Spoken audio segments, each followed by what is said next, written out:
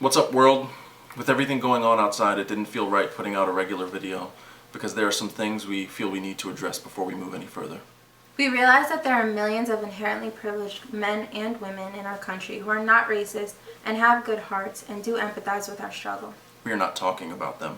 We understand that there are good cops all over the country who police well and effect positive change in their communities. We are not talking about them. We know that there are politicians and judges and lawmakers who are trying to change the broken judicial system from within. We're not talking about them. We know that there are small businesses, companies, and corporations that care about our well-being beyond our patronage. We're not talking about them. We're talking about the people who protest for their right to get a haircut, but are upset when we protest for our lives. We're talking about the people who habitually call the cops on black men and women for absolutely no reason. We're talking about the men and women who take innocent black lives in cold blood. While out for a jog or walking home from the store or simply existing in their own homes. We're talking about the cops who are tasked with helping people in their communities, yet time and time again take innocent black lives. These are modern-day lynchings stemming from aggression, poor training, improper use of force, and a virtual absence of any de-escalation tactics. We're talking about the judges and juries who regularly refuse to hold these aggressors accountable. We're talking about the lawmakers who have every opportunity to effect change to the systemic racism within the legal and judicial system and choose to passively stand by. We're talking about the politicians who are present and on our side when it's time to pander for our vote, but silently fade into the background when it's time to protect and defend our rights, our lives, and our freedoms.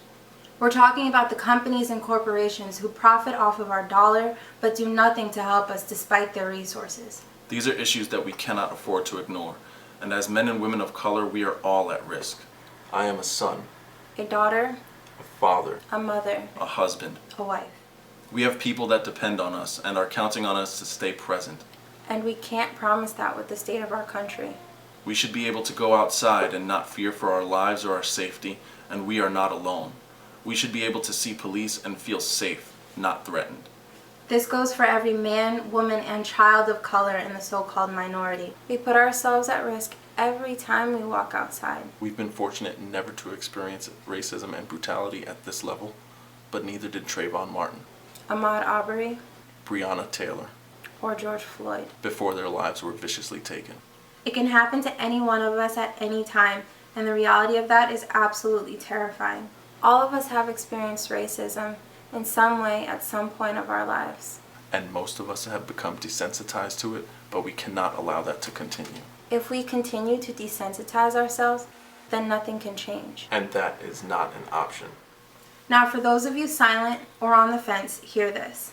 If you listen to this and are offended or upset by anything we've said, then I am truly sorry that you cannot comprehend why we're saying it. But your ignorance is not our problem, and you must choose to address it yourself. If you can look at the news and see what's going on and talk about the riots before you talk about the murders, You are wrong. if you can look around at the state of this country and say that racism is gone or that equality exists, You are both delusional and wrong.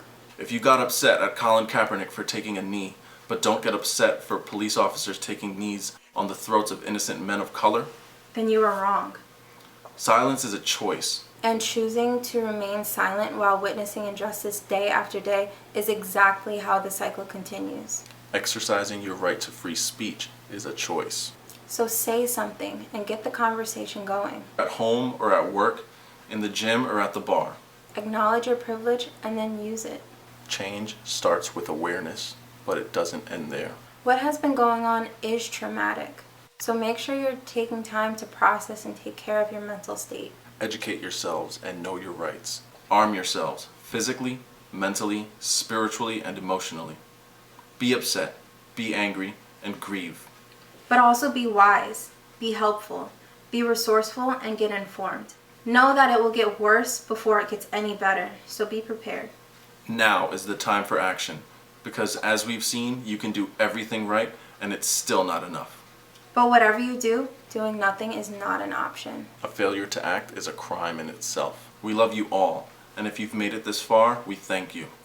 Now go out and make a change. Because if everyone does a little, we'd get a whole lot done. And if you're not with us, You're against us.